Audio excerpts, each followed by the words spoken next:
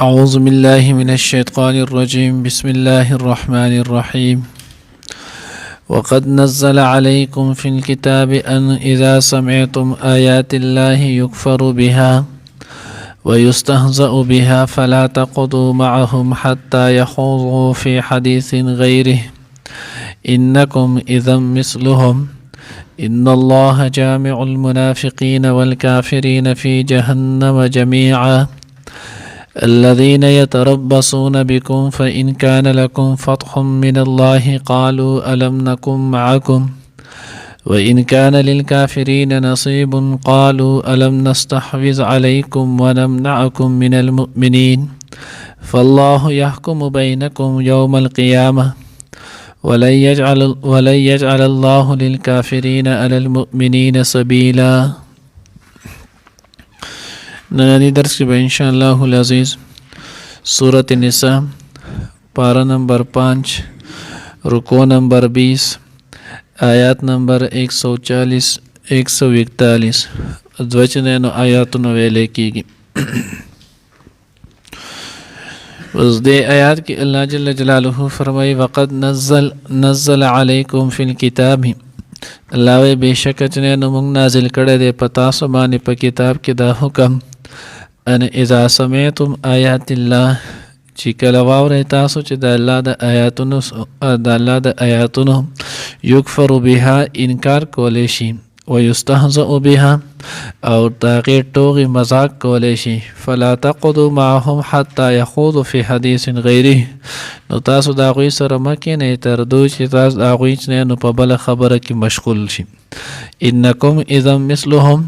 کن تاسو با هم داغوی سر پا دغ شان بانی شی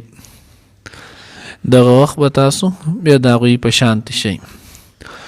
اس دے کہ اللہ رب العزت چنے نو آغا مسلمانانو تا دا حکم ذکر کئی دا ادب ورتخی چی گورا دا اللہ جل جلالہ دا آیاتونو سر چکم کسان داغی انکار کئی یا دا اللہ جل جلالہ دا آیاتونو نا مذاق جوڑے ٹوغی کئی دا اللہ دا حکمونو پوری ٹوغی کئی نو دا دا سی خلقو سر تاسو مکی نئی تر سوچ داغوی پا بلا خبره کی چی نو آغا مشغول شوی ندی که تاسو دا دوی سر کینا استلی نو دغه وقت تاسو با هم د دوی پشانت شي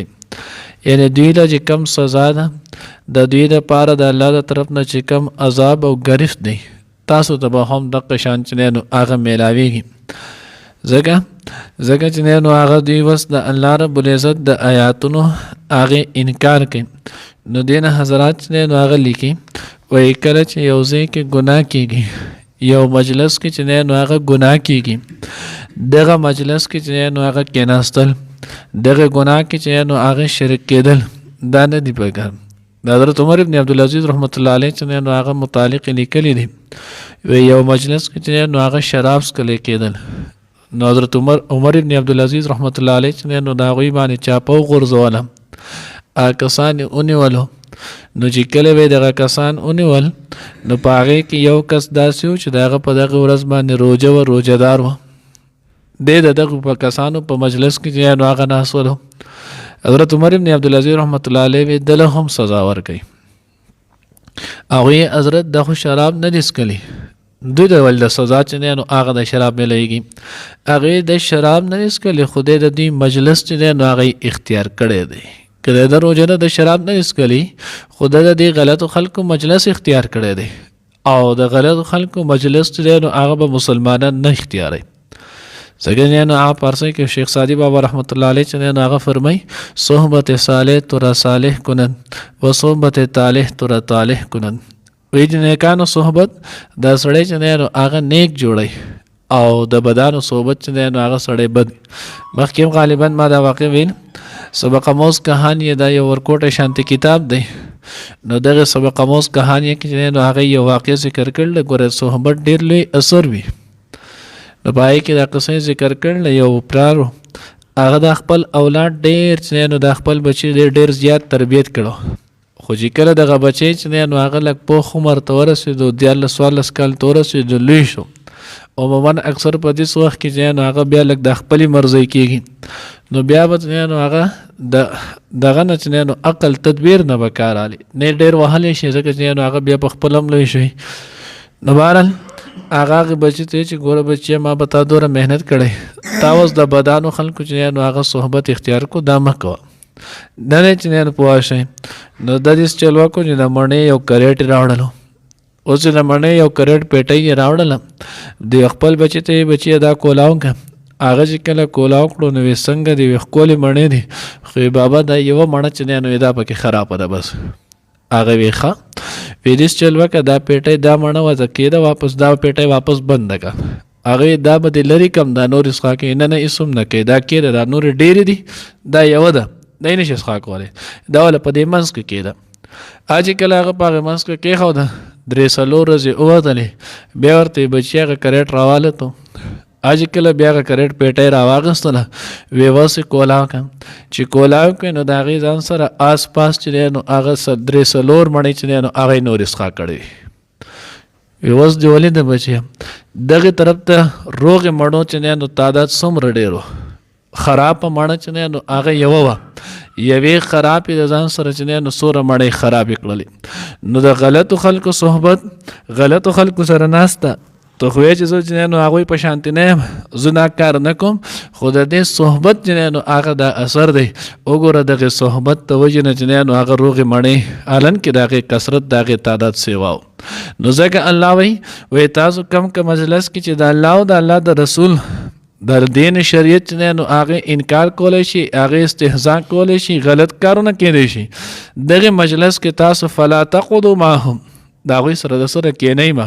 غلط خلکو مجلس د سره اختیارولو اجازت شته نه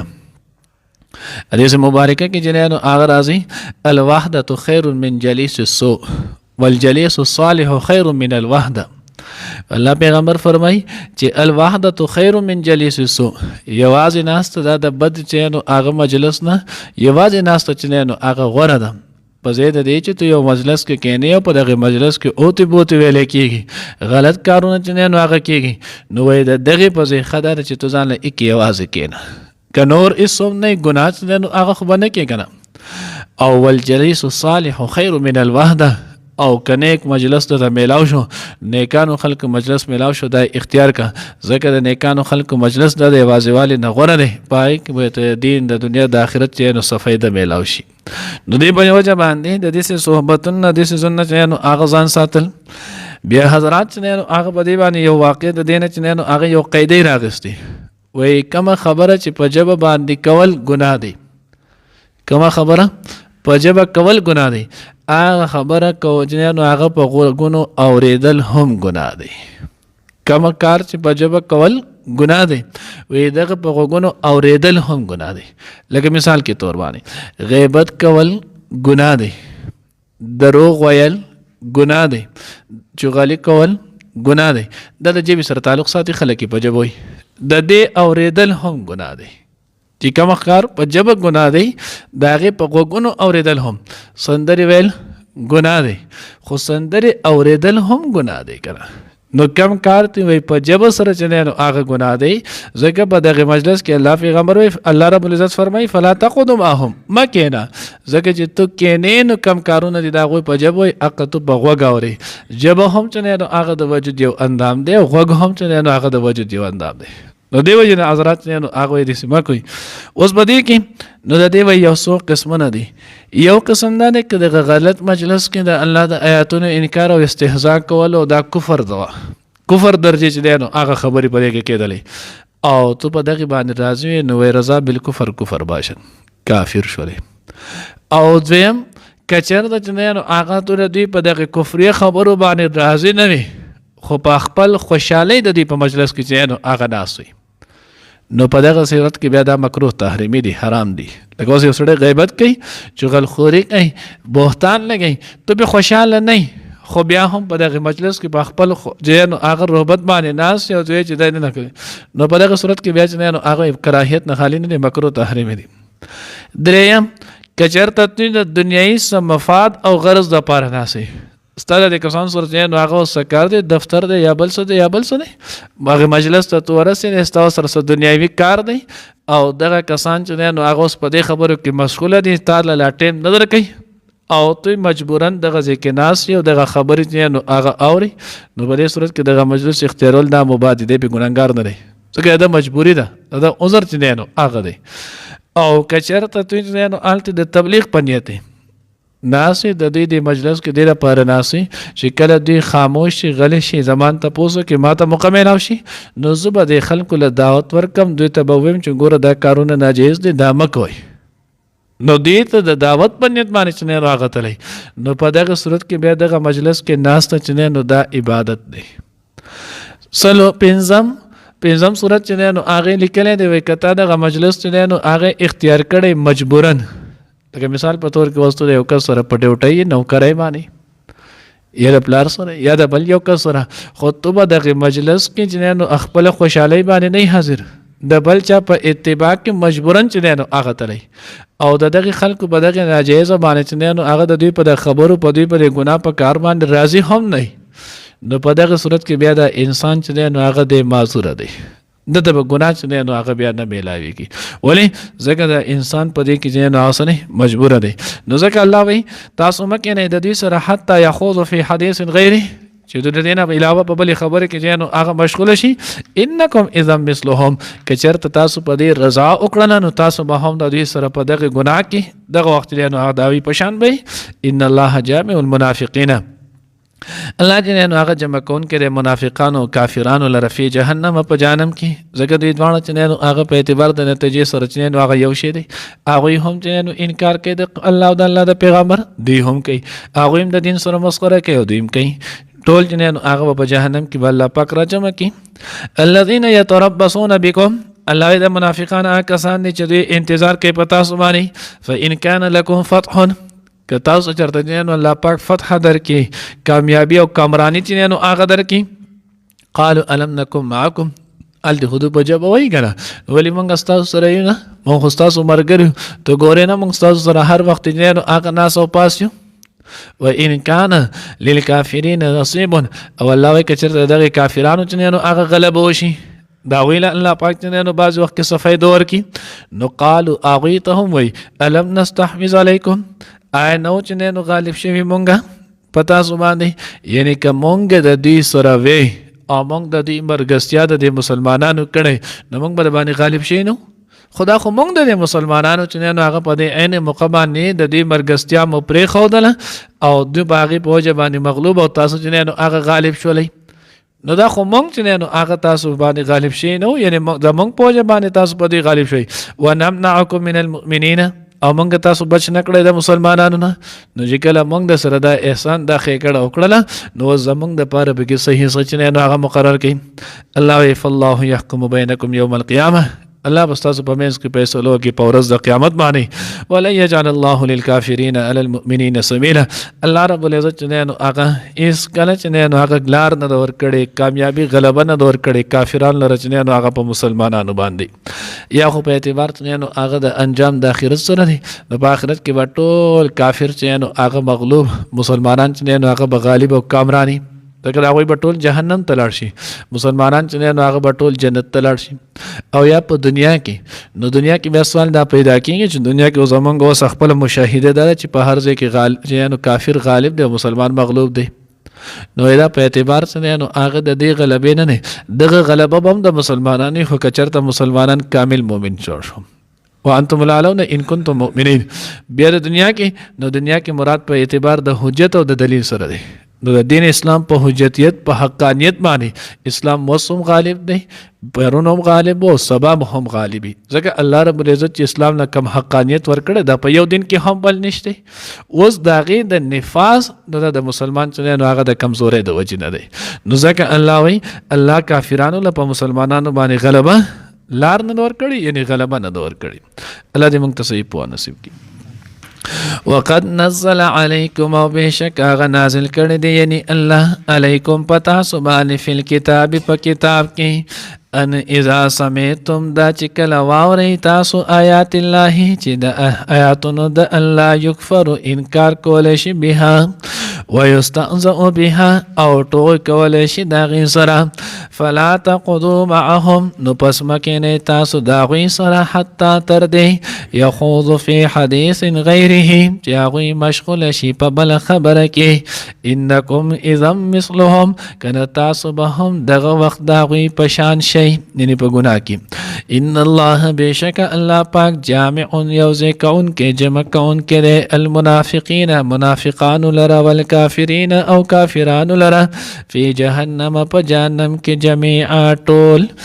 الذين اغه کسان ان منافقان اغه کسان دي يتربصون چې انتظار کوي بكم استاسو فان كان لكم كجرتاس تحصل شي فتح من الله د الله د طرفنا قالوا نوای الم نكن معكم آیا مونږ نه استاسو سره وان كان للكافرين او کچری شي د کافرانو د پاره نصیب صحیح سفیدا قالوا نوای الم نستحوذ علیکم آیا نو غالب شوی مونږ په تاسو باندې ونمنعکم من المؤمنین او مونږ بچ کړي نو تاسو د مسلمانانو نه والله پس الله يحكم فیصله به وکړي بینکم تاسو په منځ کې یوم القیامه په ورځ د قیامت ولن يجعل الله للكافرین او هرگز باور نکړي الله پاک کافرانو ته علی المؤمنین په مسلمانانو باندې سبیل لار یعنی غلبه وقد نزل عليكم في الكتاب او بشک نازل کړي دي چې نو الله پاک په کتاب کې جنو په تاسو باندې په کتاب کې ان اذا سمعتم دا چې کله واورئ تاسو آیات الله چې د الله د آیاتونو یکفر بها انکار کولای شي ويستهزئ بها او ټوغي کولای شي دا غي سره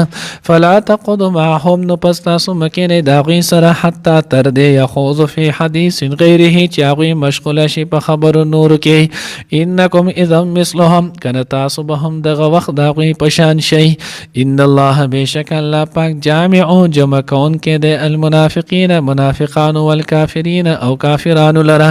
فی جهنم په جهنم کې جميعا په جمع سره ټول الذين منافقان کسان دي يتربصون بكم چې انتظار کوي تاسو